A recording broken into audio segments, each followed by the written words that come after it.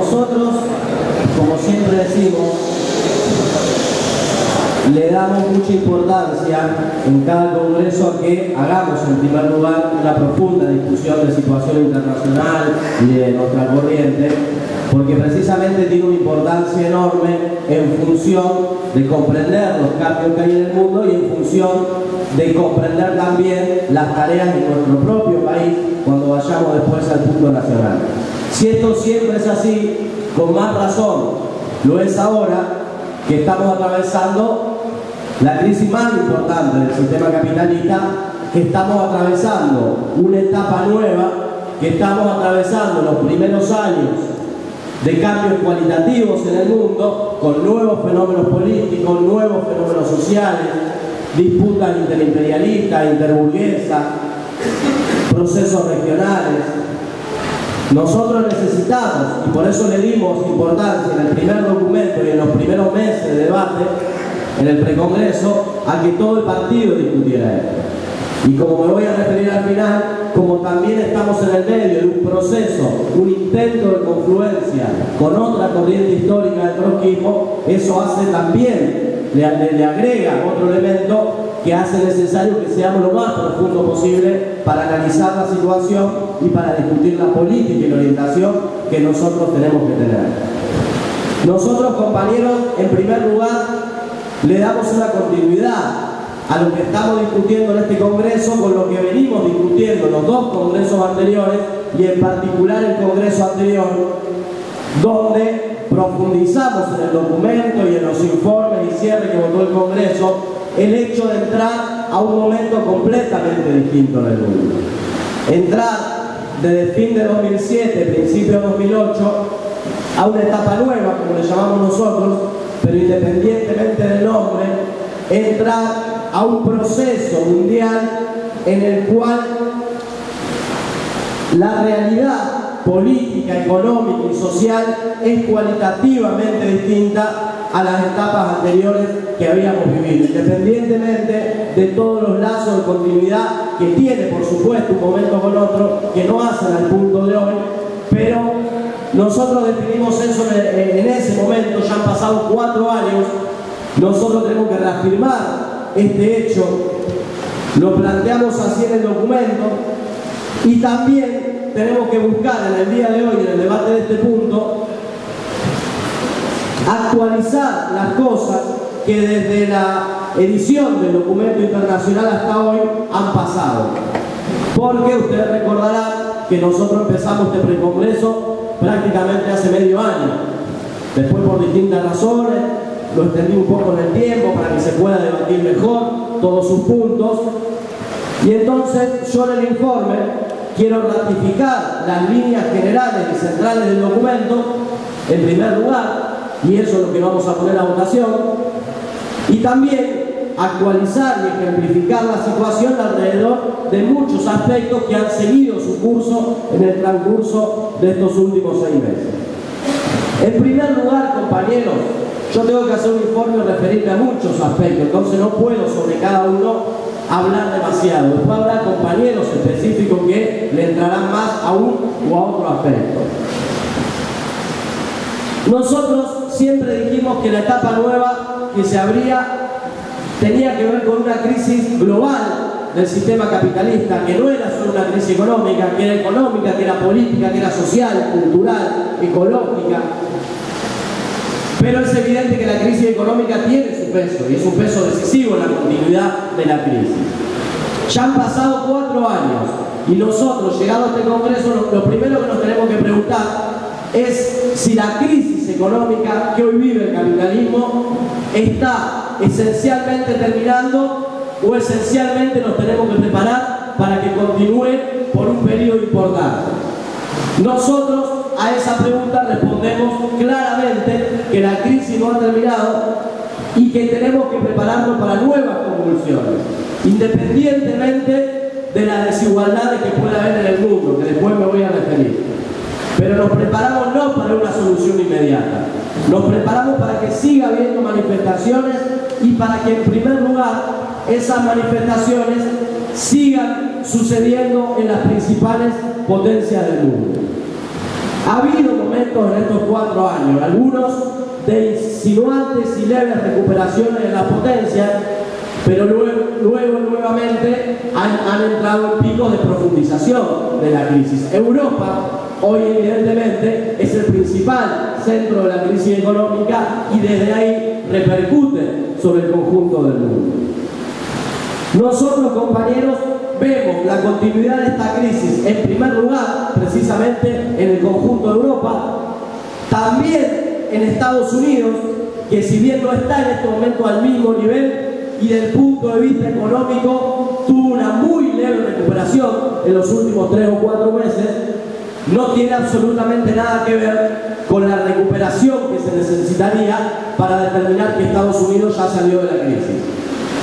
La situación de Estados Unidos tiene muchos problemas económicos, muchos problemas sociales, y de conjunto, al mantenerse la crisis en Europa, incluso profundizarse, al mantenerse en Estados Unidos, al mantenerse en Japón, que en este último trimestre es la tercera economía y de nuevo tiene un problema recesivo, hace que de conjunto la perspectiva sea que sigamos teniendo por delante recesiones, estancamientos, problemas económicos profundos e intentos del imperialismo y la burguesía de descargar esa situación sobre los trabajadores.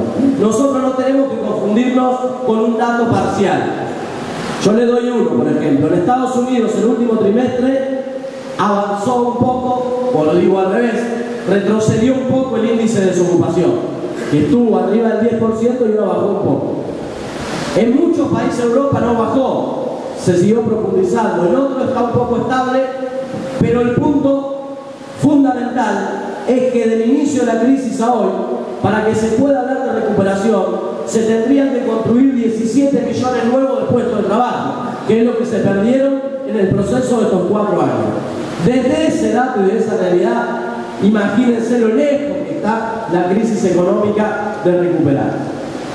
Nosotros tenemos que saber que los elementos de la crisis se están manifestando en un nuevo momento, así como en el primer momento en sus inicios tenía mucho que ver con la burbuja y con todos esos aspectos que yo no me voy a referir porque han pasado ya bastantes años, la burbuja inmobiliaria y todo lo que eso provocó. Luego se pasó una fase de los famosos salvatajes, donde los estados nacionales salieron en defensa de los organismos financieros, bancos, aseguradoras, entidades.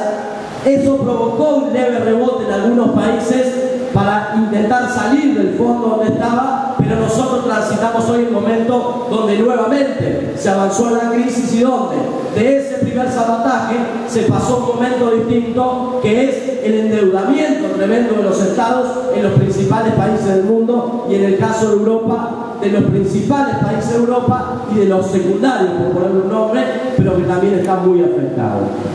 Nosotros, que en el fondo siempre decimos la crisis general económica tiene que ver con la caída tendencial de la tasa de ganancia que le ha costado al imperialismo recomponer, aunque en un momento previo, anterior, lo logró parcialmente en algunas regiones, vía el crecimiento de China, un poco de acumulación, pero globalmente no pudo revertir esa tendencia sólidamente y hoy esa tendencia le sigue actuando. Y todos los intentos, precisamente ahora, de liquidar, no un simple ajuste en Europa, de liquidar el estado de bienestar europeo, que es la conquista más importante que tienen las masas europeas, tienen que ver con ese intento de ver a través de alguna vía de recuperar también la tasa de ganancia. Nosotros, compañeros, tenemos que incorporar al desarrollo de esta crisis, que en Europa nosotros estamos convencidos que se va a seguir manifestando con profundidad. Ahora, entre ayer y hoy, en el caso de Grecia, que es el punto más álgido, se estuvo trabajando un canje, que en principio todos los informes son que de ese canje la mayoría de los acreedores aceptaron ser parte, reduciendo una parte de su deuda, supuesta deuda que Grecia tiene, que es un invento tremendo para hacerle pagar a Grecia. Nosotros tenemos que saber que, independientemente de esa situación, yo para que sepan nomás, ese famoso canje de deuda significa que Grecia se le va a reducir entre 85 y 90 mil millones de euros de su deuda cuando tiene más de 350.000. O sea, no significa que Grecia salió del problema, lo que significa es que evitó en lo inmediato el default, digamos, ese aspecto que generaba un problema muy superior. Pero creemos que va a continuar. Y creemos que va a continuar en España, que es el otro proceso de mucha crisis que hay, que ya empieza en Italia, también una manifestación importante de esa crisis, y que de conjunto en Europa se va a seguir manifestando porque ni siquiera Alemania, que es la principal locomotora europea, está hoy en una etapa de crecimiento. Todos los números económicos de Alemania dan de los últimos trimestres un proceso de estancamiento.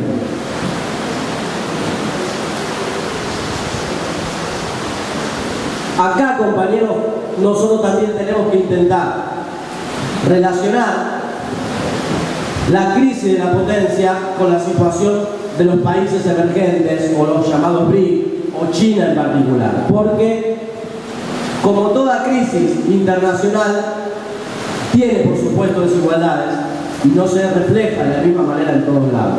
De hecho, mientras muchos países entraron o están en recesión, ha habido países que han tenido un crecimiento muy alto. China tuvo un crecimiento las últimas 3 décadas, prácticamente oscilando entre el 9, superando el 10% cada año. Lo mismo pasó con Brasil, pasó con muchos países asiáticos. Argentina tuvo crecimiento, por ejemplo.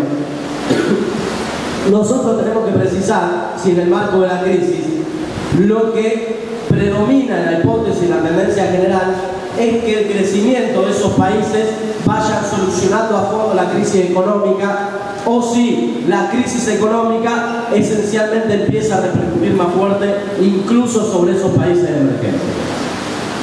Nosotros creemos que ya estamos en un momento donde esos países empiezan a sufrir también las consecuencias de la crisis. Y no casualmente, todos esos países tienen previsiones para el 2012 precisamente de desaceleración de sus economías. China estima crecer al 7%, 7,5%. Por supuesto, visto desde el punto de vista de un país en recesión, es un crecimiento grande. Visto desde el punto de vista de quien crecía el 10%, es una desaceleración y un retroceso. Brasil entró en un proceso similar, incluso en un último trimestre de reducción de su producción industrial.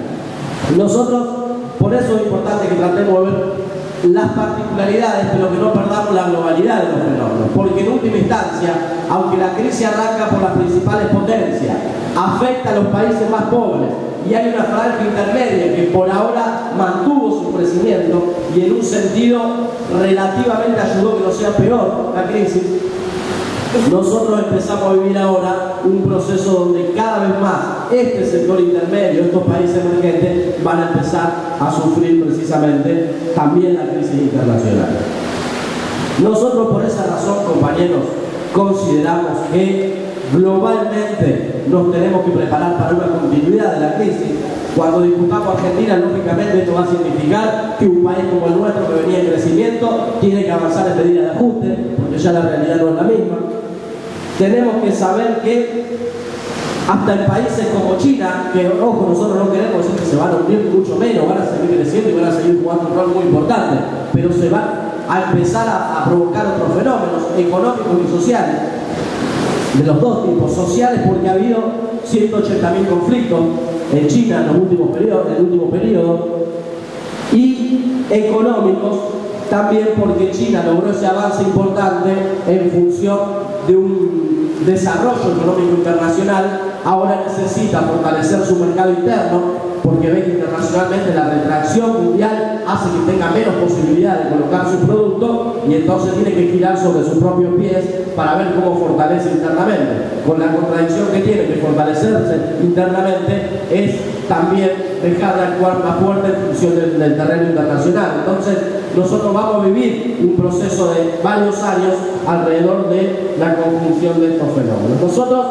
no queremos hacer un análisis facilista, no queremos decir que la crisis va a ser igual para todos los países del mundo, que vamos a un proceso de desbarranque o catastrofista desde el punto de vista del capitalismo. Lo que queremos decir es que la crisis va a continuar, se va a profundizar en lugares importantes como Europa, va a entrar con más fuerza en los países emergentes y que por la situación social y la relación de fuerza va a generar más procesos de clase, más resistencia social y más lucha.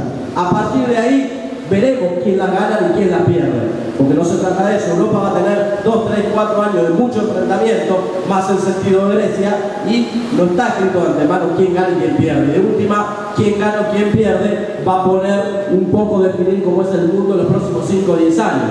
Eso lo iremos viendo. Ahora, lo primero a definir es si el partido, nuestra corriente internacional, se preparan para más crisis y más lucha de clases o se preparan para menos. Nosotros lo queremos preparar para más.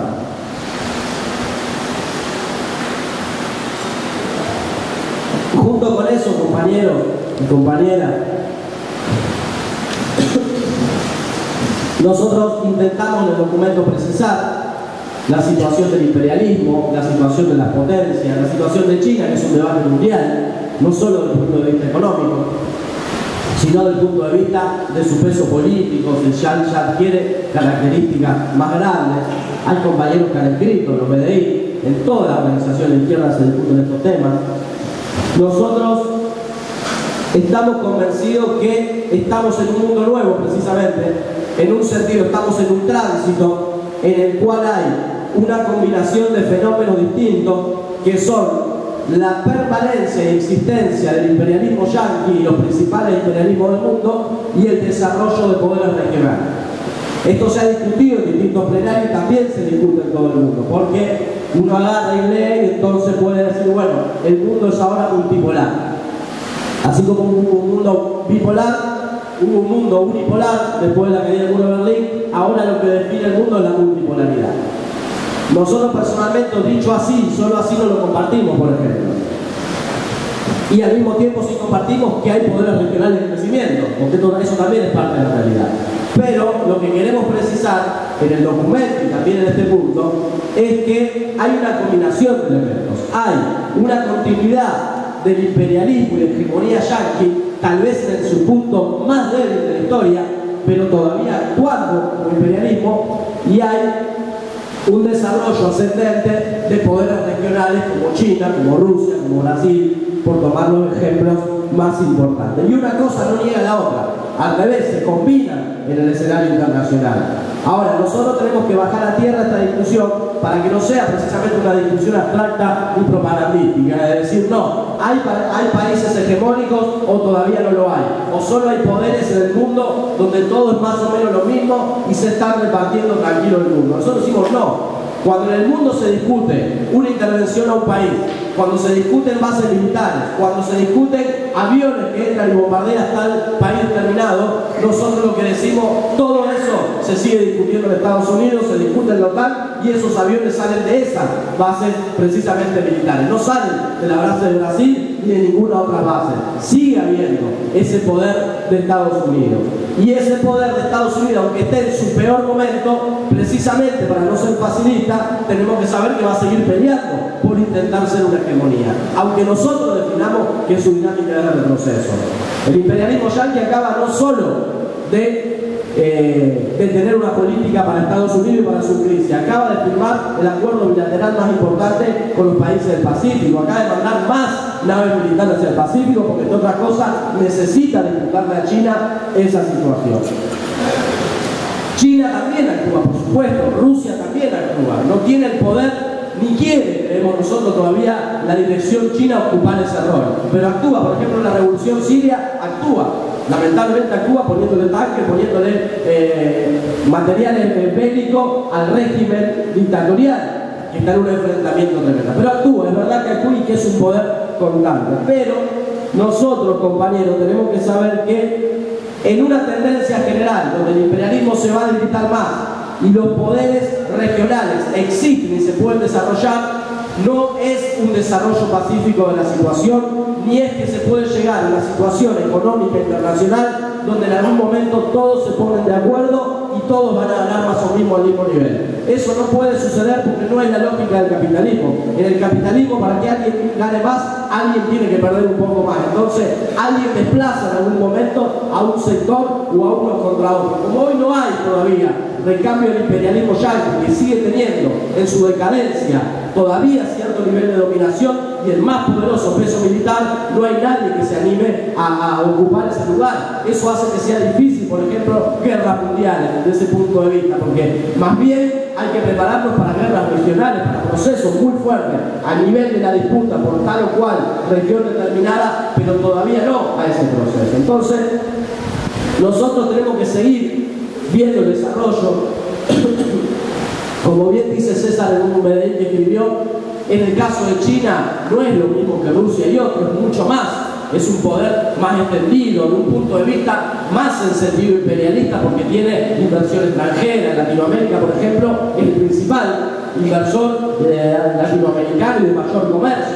Tiene mucha más potencia desde ese punto de vista, pero todavía está muy lejos de poder ocupar un poder mayor. Solo el ingreso per cápita de los chinos es 10 veces menor al ingreso per cápita de la Unión Europea, por ejemplo. Y todavía hoy, en plena decadencia yanqui, en plena decadencia de su moneda, del dólar, el dólar sigue teniendo el 85% de las transacciones financieras, el 65% de las reservas mundiales, el 65% del comercio se hace en esa moneda. Todo eso sigue siendo parte de la realidad. Entonces, nosotros no nos tenemos que desarmar en este punto, sino ver la dialéctica de un mundo donde hay hegemonías débiles, poderes que avanzan, pero que en algún momento tiene que ir a una situación por ahí de este tránsito a resolverse hacia algún lado, y ese momento no es inmediato. En lo inmediato van a seguir coexistiendo estas dos realidades y nosotros tenemos que responder a las dos. Nosotros junto con eso, compañeros, tenemos que precisar y definir si lo que está en el documento es correcto alrededor de los centros del proceso revolucionario.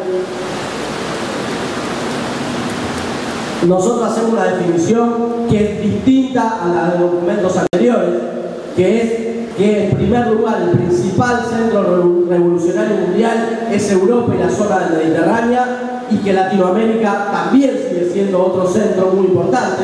Esto también lo queremos precisar porque en algunos plenarios también puede dar una confusión, que al definir nosotros que el principal centro es Europa y el Mediterráneo, se pasara a considerar que Latinoamérica está para atrás y ya no es un centro importante. Nosotros no es eso lo que queremos decir. Lo que queremos decir es que hay uno principal, es decir, los ojos del mundo hoy están puestos en la crisis europea, estuvieron puestos en los indignados, estuvieron puestos en Grecia, estuvieron puestos y están en las revoluciones árabes, y en ese marco Latinoamérica también va a seguir siendo otro proceso central del proceso revolucionario, que después yo me voy a referir en particular, tiene cambios a su interior y nosotros tenemos que ver cómo los interpretamos para intervenir mejor.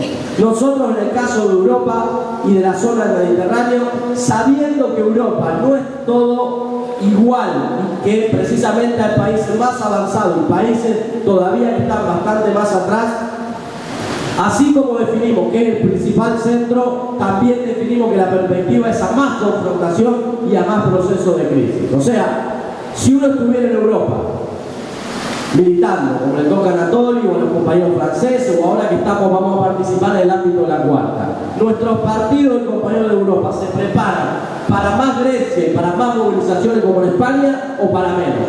Nosotros opinamos que nos tenemos que preparar para más. Nosotros charlando, por ejemplo, con compañeros europeos, con quienes tenemos una visión general común, podríamos decir, pero tenemos también algún que otro matiz alrededor de este tema, porque muchas veces lo escuchamos viendo, bueno, pero todavía no pasa tanto. En Francia pasa menos, por ejemplo, hay menos lucha de clase. Es verdad, hay menos lucha de clase en Francia que en Grecia, es obvio. Hay menos en Portugal que en otro lado, en Inglaterra una huelga muy importante. Ahora, nosotros para prever, por lo menos pensar a 1 o 2 años qué es lo que va a suceder, no podemos prever viendo país por país de manera superficial. Lo que tenemos que ver es cuál es la realidad. Yo voy a dar un solo ejemplo. Francia está en pleno de la campaña electoral. Es muy difícil que en plena campaña electoral se animen a hacer lo que ya está haciendo el gobierno de España, que prometió no hacerlo en la campaña electoral hace 4 meses, pero ahora está aplicando el brutal ajuste sobre el pueblo español, y por eso una marcha hace 10 días y 500.000 personas.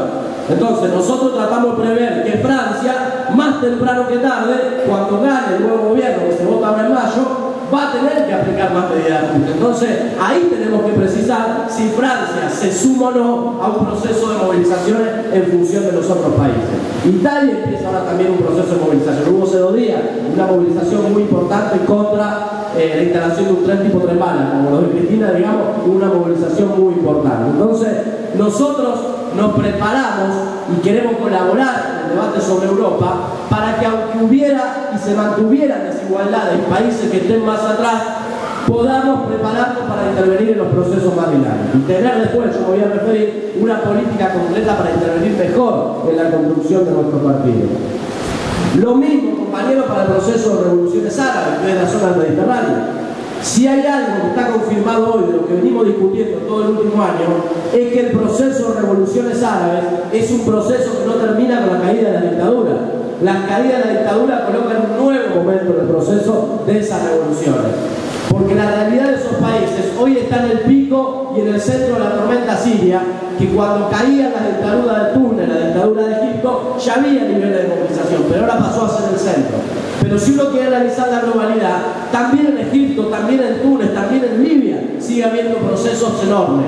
Los egipcios tuvieron fin del 2011 y principio del 2012 en movilizaciones enormes contra el gobierno transicional de la Junta Militar. O sea, la caída de Mubarak generó un proceso de organización sindical, de fenómeno de la juventud, de organización política, que quieren seguir. Por eso nosotros definimos que el proceso de revolución democrática es parte en general del proceso de revolución socialista, aunque sea de manera inconsciente. Y al mismo tiempo, con las corrientes sectarias, no creemos que eso signifique que no se tenga que tener políticas concretas y tareas concretas democráticas como primer punto para levantar en esos países, precisamente porque las demandas arrancan de ahí. Nosotros creemos que tenemos que prepararnos para que el proceso revolucionario continúe en nuevas manifestaciones y en ese medio de esas nuevas manifestaciones para enfrentar en mejores condiciones polémicas tremendas que hay en la izquierda, porque la revolución árabe trajo problemas muy importantes y trajo una divisoria de agua en un sentido. Todas las corrientes provenientes del castrismo, del chavismo, el gobierno ruso, el gobierno chino han tenido una posición horrible de defensa de Gaddafi o ahora alrededor de Siria. Nosotros a lo mejor vivimos en un país donde esa corriente tiene menos peso, pero ustedes sepan que si militaran en Venezuela sería un poco más complejo este debate cuando vos decís que es correcto y apoyamos la movilización revolucionaria del pueblo libio contra Gaddafi y el Estado venezolano convoca marcha en favor de Gaddafi. Tenés que saber que hay una presión política y social alrededor de estas cuestiones. Nosotros nos tenemos que saber intervenir bien, compañeros, porque nosotros desde un principio dijimos que apoyamos el proceso general de revolución democrática, se lleve puesto los regímenes que se lleve puesto, porque los regímenes, todos son regímenes dictatoriales y estamos del lado del pueblo que se lo quiere sacar de encima.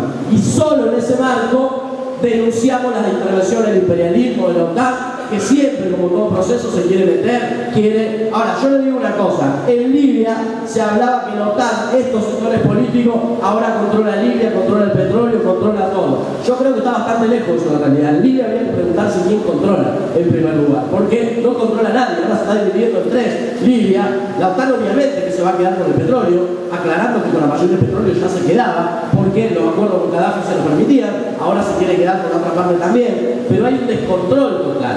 Una cosa es que la OTAN se meta y otra cosa es nosotros inconscientemente colaborar para que se crea que la OTAN es dueña de un triunfo cuando el triunfo del pueblo libio contra ese régimen. Y ahora tenemos una tarea concreta alrededor de Siria que es en un sentido similar y una polémica muy fuerte, pero la decisión primaria y central es saber que ese proceso continúa. En algunos lugares peleas contra dictaduras y en otros lugares donde ya se la sacaron de encima en procesos por nuevas conquistas democráticas, por nuevas conquistas sociales. Nosotros junto con estos compañeros de Latinoamérica definiendo que es el otro centro del proceso, al mismo tiempo definimos que estamos en un momento distinto, que nosotros le llamamos destacamiento de los procesos bolivarianos de los países independientes. Proceso en el cual nosotros hemos intervenido y seguimos interviniendo centralmente desde Venezuela, proceso que reivindicamos intervenir y seguir interviniendo. Los compañeros después si hablan contarán, hay una campaña electoral y vamos a llamar a votar a Chávez, pero vamos a tener que hacer también con nuestra opinión, con nuestra postura, críticamente, porque hay una multitud de problemas. A la distancia se puede creer que el problema venezolano es que Chávez está muy enfermo, pero ese es un problema. Después, por fuera de eso, hay un montón de problemas no resueltos, de descontento, de aparatos burocráticos, y eso actúa. Entonces, en un momento, en los 90, a principios del 2000, todo el auge y la simpatía era en favor de esos movimientos bolivarianos. Incluso a Brasil o a otros sectores les costaba un poco disputar el espacio político. Nosotros creemos que por acción de la crisis internacional, precisamente que Brasil ha seguido creciendo, y por precisamente errores políticos, las conducciones de estos procesos, ha cambiado un poco esa realidad. Están más estancados estos procesos y ha ganado mucho más peso Brasil en función de la situación latinoamericana. Por eso los Humala se recuentan sobre Brasil, Cristina se recuenta cada vez más sobre ahí y menos sobre los otros, lo mismo el gobierno uruguayo y otros gobiernos latinoamericanos. Y tenemos que ver que en algunos hay estancamiento y en algunos hay problemas graves. Yo personalmente creo que el gobierno de Correa, ayer le decía a Roberto hablando, creo que estaban corriendo un poco a la derecha, digamos, desde un punto de vista más profundamente. O sea, nosotros venimos de una lucha megaminera, por ejemplo, donde le dijimos de todo a Cristina por lo que dice. Correa definió hace 5 días construir una mega minera con capitales chinos y le dijo ignorante a los campesinos indígenas intelectuales que están haciendo una movilización contra ese proyecto megaminero. Hay 2 movilizaciones en este momento en Ecuador, una convocada por el Estado y una que sale de la punta del país y va a llegar aquí en 10-15 días, que va a ser de miles de compañeras y compañeros contra ese proyecto megaminero. Nosotros podemos ser parte de los procesos de independencia nacional y bolivariano, pero estaríamos en una marcha y no en la otra, claramente, si estuviéramos trabajando sobre Venezuela. Por eso, nosotros, independientemente que tenemos que defender esos procesos de cualquier ataque imperialista y de todas estas cuestiones, independientemente que tengamos táctica y que tengamos política, tenemos que reafirmar más que nunca lo que dijimos en su momento cuando empezamos a intervenir en ese proceso. Solo se puede intervenir con independencia política, con organización propia, con estrategia, con planificación y a partir de ahí discutir cualquier tipo de táctica. Pero nosotros somos una dirección consciente, con una estrategia que en punto determinado del camino chocamos también con esta dirección. Entonces, nosotros tenemos que prepararnos para que esos debates sigan en esos países, para que haya lucha de clases, porque nosotros decimos están estancados, pero no están derrotados. Va a seguir habiendo lucha de clases, va a seguir habiendo procesos, y tenemos que prepararnos para más lucha de clases en nuestros países, por acción de la crisis internacional y por acción de esta situación latinoamericana. No nos cabe ninguna duda que cualquier compañero delegado, cuando discuta Argentina después, va a estar de acuerdo que el 2012 no va a ser caliente. Ya es caliente el 2012 Argentina, y Argentina es parte fundamental de Latinoamérica. Por esa razón, nosotros consideramos que pese a estos cambios, hay que ubicar a Latinoamérica también como un proceso central dentro de los procesos que hay en el mundo. El otro aspecto, compañeros, es en este marco qué política tenemos nosotros para construirnos a nivel internacional y después a nivel de cada país donde nos toque militar. Y ver cómo nosotros, desde nuestra propia experiencia, desde nuestra propia opinión, tratamos de colaborar con nuestra corriente y también con todos los compañeros de la Cuarta. Me refiero al hecho de que nosotros venimos buscando desde hace un periodo, y lo definimos en congresos, documentos y en la experiencia práctica, la construcción de alternativas amplias o de alternativas transitorias, como lo queramos llamar, de alternativas anticapitalistas, que en Europa tienen mucho más peso en este sentido, y tenemos que precisar si esa búsqueda es correcta o no, o hay que mirar o hay que ir para otro lado. Nosotros, en primer lugar, reafirmar que como línea política en esta situación internacional es fundamental para la contribución de nuestro partido la búsqueda de que se puedan construir alternativas amplias donde el partido pueda jugar un rol muy importante. Después en algún país se puede dar o no dar, pero nosotros definimos una línea general en primer lugar, después vemos las particularidades. Y esa búsqueda se hace no contra la contribución de nuestro propio partido, sino dialécticamente como parte de una misma contribución. Cuanto más podamos trabajar con otros sectores para construir herramientas políticas que disputen franja de masas, más se puede fortalecer, construir, educar y politizar nuestro propio partido o nuestra propia corriente revolucionaria si en algún país todavía no tenemos estadio de partido. Nosotros queremos ratificar ese rumbo y a partir de ahí ver las experiencias y ver las distintas realidades que hay, porque no son todas iguales. Por ejemplo, en el ámbito de la reunión de Ámsterdam, de la Cuarta, se define la continuidad de las experiencias anticapitalistas. Nosotros estamos a favor y está muy bien. Y es lógico que en Europa, en esencia, todas tengan ese perfil anticapitalista. Los que vivimos en continentes distintos, en países dependientes, tercermundistas, no podemos obviar que muchas veces hay componentes antiimperialistas también. Y que se pueden combinar experiencias políticas anticapitalistas con sectores antiimperialistas.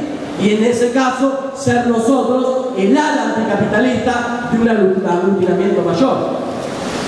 No hay que ser una luz para darse cuenta que, por ejemplo, Argentina es parte de eso. En Argentina, Proyecto Sur no es una experiencia anticapitalista pura, es una confluencia de sectores socialistas anticapitalistas como nosotros con los más radicales, por ponerle un nombre a Pino, que es el más radical de un sector que tiene un carácter antiimperialista, más consecuente desde ese punto de vista.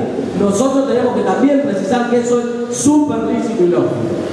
Muchos delegados escucharon el discurso de Pino anoche. Si ustedes escuchan el discurso y las causas fundamentales que levanta, es obvio que son un puente para que la izquierda revolucionaria se fortalezca en la construcción. Entonces, solo alguien que desde el peor sectarismo se niega a ver la realidad considera como oportunista, por ejemplo, tener una táctica sobre el Proyecto Sur.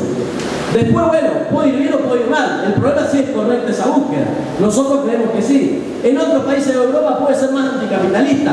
Cada país tiene su cultura, su tradición política, su propia realidad. No están los compañeros de Perú, por ejemplo, porque hay un quilombo bárbaro en Perú, porque tuvieron una táctica sobre un fenómeno nacionalista y se está partiendo.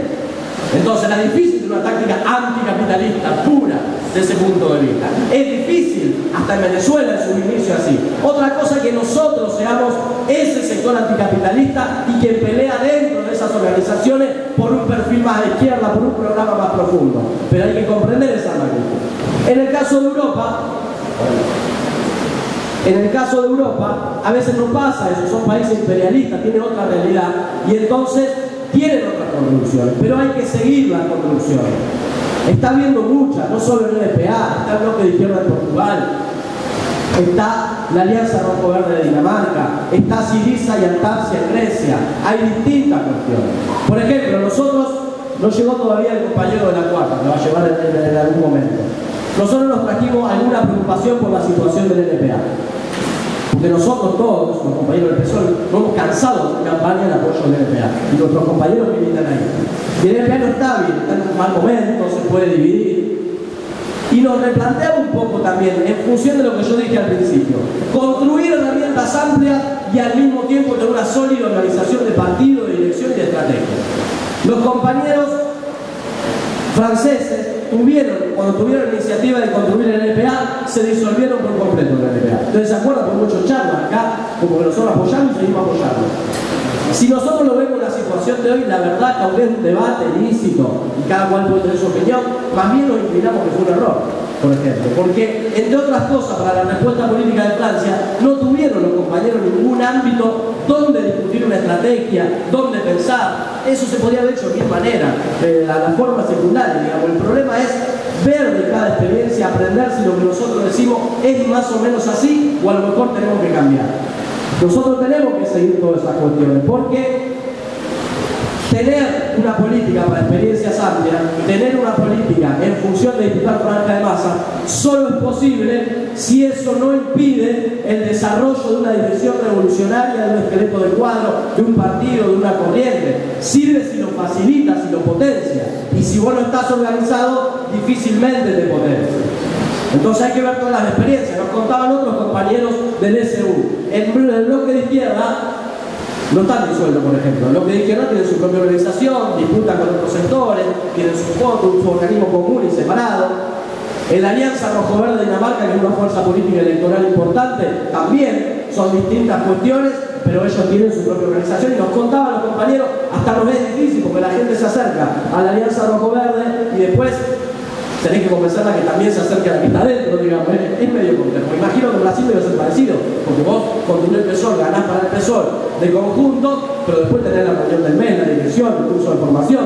Es una doble tarea al mismo tiempo. Nosotros lo que queremos ratificar es que la primera es fundamental, pero sin la segunda no se puede avanzar, porque son precisamente una relación dialéctica entre esas dos cuestiones estratégicas para la construcción de nuestro partido. Entonces, nosotros tenemos que ir viendo, tenemos que aprovechar el hecho de que vamos a estar en las reuniones de la cuarta, precisamente para aprender de todas las experiencias, no para ubicarnos como que queremos decir lo que hay que hacer, no, para aprender, porque hay experiencias que son muy importantes, para discutir política, para discutir cómo en esta etapa del mundo pueden haber organizaciones amplias anticapitalistas o combinadas con sectores antiimperialistas, pero nosotros tenemos que pelear porque la política tenga elementos profundos, consignas transitorias, consignas anticapitalistas. Imagínense que si militamos en Europa, nosotros tendríamos que estar en este momento pidiendo la expropiación de los bancos, las entidades financieras, que no se pague deuda, no paguen esa deuda mentirosa que tienen, que le han concluido que es prestarle plata y no se la dan, directamente se la quedan los propios sectores financieros, que casualmente son alemanes de Estados Unidos, en general, la gran mayoría.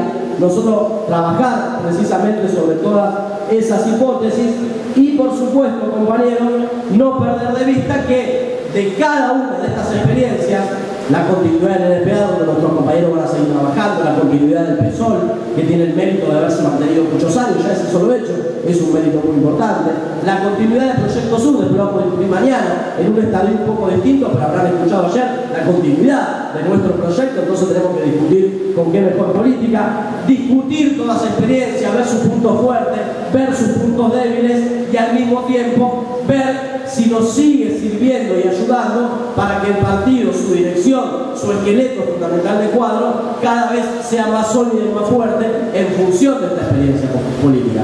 Nosotros, por ejemplo, porque la política no es abstracta, la política y las ideas en primer lugar salen de experiencias concretas, nosotros estamos convencidos que la experiencia del Proyecto Sur, independientemente de los resultados electorales, fue y es una experiencia que politiza al partido, a su dirección y a su cuadro, porque nos obliga a trabajar con otros sectores, nos obliga a hablar con otros sectores sociales de la población, a trabajar con cuadros de otras organizaciones en las actividades comunes que se hacen y nos obliga a tener que discutir más profundo y más fuerte. Entonces, nosotros valoramos ese camino y queremos que se discuta internacionalmente y que se siga cada una de estas experiencias. Por último, compañeros, nosotros creemos que es inevitable que en esta etapa y en medio de esta crisis y teniendo como perspectiva y como hipótesis fundamental que va a continuar y se va a profundizar, la política de fortalecer un polo internacional está como una necesidad concreta del presente y la tenemos que asumir con esa importancia. Cuando nosotros empezamos el precongreso, lo empezamos con las primeras dos cartas entre los compañeros de la dirección de la cuarta y los compañeros de nuestra corriente que hicimos una carta en común, ¿se acuerdan? El MES, nosotros, los compañeros de Perú y los venezolanos, para iniciar. Cuando llegamos a este informe ya fuimos a Ámsterdam, ya firmamos el protocolo, estamos en otro momento. Entonces tenemos que en primer lugar precisar en qué momento estamos. Nosotros creemos que el protocolo es muy positivo, en primer lugar, porque es la constatación o la concreción de una política que no empezó en el documento del Congreso, sino empezó hace muchos años. Al mismo tiempo hay que saber que esa dinámica es buena, la que muestra el protocolo, pero hay que saber que no es un proceso cerrado. Va a haber un terreno de 2 o 3 años donde tendremos que ir viendo si los acuerdos se sostienen y se profundizan y si esta apertura que los compañeros han mostrado a esta cuestión se mantiene y se consolida en el próximo Congreso de la Cuarta, que va a ser en el 2015. Entonces, primero, como dirección y usted como delegado, precisar eso, digamos. En ese punto nosotros estamos solos. En segundo lugar, nosotros tenemos que saber que nuestra política, que hoy se concretiza en un intento de acuerdo con los compañeros, tampoco empieza ni termina entre ellos y nosotros. Nuestra política, me refiero a la de la MST y la de otros compañeros de nuestra corriente, es desde hace bastantes años de reagrupamiento internacional con todos los sectores que tengamos una base de acuerdo y que queramos hacer. Por eso hemos discutido con la ISO en su momento, por eso con los compañeros de SUV estamos discutiendo y puede haber otros con los que discutamos mañana. Nosotros consideramos este paso un paso en función de una política de fortalecer un polo internacional. Solo, como somos concretos y como tenemos que tener política concreta, ese reagrupamiento internacional solo se podría expresar hoy en función de un acuerdo entre nosotros y los compañeros de la Cuarta. Era la única forma concreta de que se diera el paso. Y como los compañeros tienen una organización, reflejan organizaciones de distintos continentes, Con esa política, la forma más concreta era precisamente nosotros ingresar a ese ámbito y a partir de ahí comenzar a trabajar. Nosotros tenemos que darle la importancia que tiene este proceso y tener una responsabilidad política como dirigente y como organización. Nosotros somos una organización importante en el mundo del trotskismo y somos como corriente internacional, el morenismo, una corriente histórica muy importante.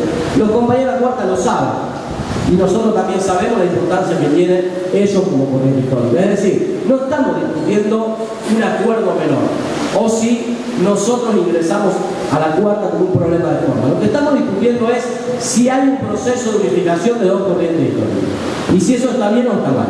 Nosotros consideramos que está bien. Y a lo largo de toda nuestra historia hemos tenido ida y vuelta alrededor de este problema. Yo no voy a hacer el balance de los campeonatos acá porque no corresponde, pero solo los hechos muestran que hemos estado unidos y separados. Que ha habido reunificaciones, por ejemplo en el 63, no solo entre ellos y nosotros, sino también con la corriente norteamericana, que ha habido peleas muy fuertes, que ha habido luchas fraccionales, que ha habido acuerdos y desacuerdos profundos. Ojo, eso actúa en la realidad porque genera desconfianza cuando el pasado tiene precisamente muchos de estos componentes. Nosotros como dirección tenemos el desafío de poner la política por delante para que a partir de la política y del trabajo común de estos 2 o 3 años se creen mejores condiciones de confianza para ir a una unificación votada en el próximo Congreso. Nosotros trabajamos con ese norte. Y no le queremos tampoco asegurar al Congreso que eso va a ser exactamente así, porque la realidad dirá, si precisamente podemos llegar a esa instancia, nosotros vamos a trabajar para eso. Vemos que los compañeros en principio trabajan también para eso, esperamos que mantengan esta cuestión y nosotros esperamos llegar precisamente al 2015 en las mejores condiciones posibles para jugar el mayor rol dentro de la construcción de la Cuarta, porque somos una corriente con mucha experiencia, porque somos una corriente que tiene opiniones políticas sobre muchos aspectos y puede colaborar, así como el estar en la Cuarta nos va a politizar a nosotros porque nos coloca en un lugar donde va a haber compañeros y dirigentes de los 5 continentes, como está el informe en el periódico y en la circular. Entonces ese solo hecho nos ubica a nosotros en un nivel superior. Sepan que en el mundo del trotskismo es un hecho político. Esto es un hecho político para otros sectores porque se fortalece un polo internacional, aunque sigue siendo débil y aunque tendría que ser muy superior, pero nosotros tenemos que asumirlo, sabiendo que esa posibilidad es muy grande, sabiendo que eso nos coloca en un nivel de responsabilidad muy grande y sabiendo que como no es un proceso terminado ni seguro, tenemos que trabajar coherentemente estos 2 o 3 años que vienen. Y en ese sentido, nosotros estamos convencidos que mientras hacemos este proceso, tenemos que seguir fortaleciendo nuestra corriente. Tenemos que discutir tareas concretas para trabajar en común con los compañeros que participamos en Amsterdam y que firmamos el protocolo, con Anatoly, que tiene que sumarse a ese proceso junto con nosotros, con los compañeros de Francia que están trabajando en el NPA. Charlábamos con Pedro en Amsterdam, yendo a ver a otros compañeros viejos de Latinoamérica para ver si los podemos sumar, recuperar, para ver si logramos también nosotros llegar al 2015 lo más fortalecido posible para que podamos jugar el más importante rol al interior de la Cuarta. Y eso no es un tema menor. Hay momentos en la vida del capitalismo que ha habido grandes crisis. Siempre que hubo grandes crisis o grandes revoluciones, hubo direcciones políticas que intentaron ponerse a la altura e intentaron procesos de reunificación en función de dar respuesta a esos procesos. Nosotros vemos en esta crisis capitalista direcciones trotskistas que le importa un carajo ver si ayudan o no al proceso general de construcción internacional y por esa vía al proceso general de construcción revolucionaria en los distintos países. Nosotros no queremos jugar ese rol. Nosotros queremos jugar con toda la responsabilidad que tenemos el rol de colaborar en todo lo posible para fortalecer un polo. Y porque estamos convencidos que dialécticamente jugar ese rol es la mejor forma de fortalecer a nuestro propio partido, a nuestra propia dirección y a nuestra propia corriente.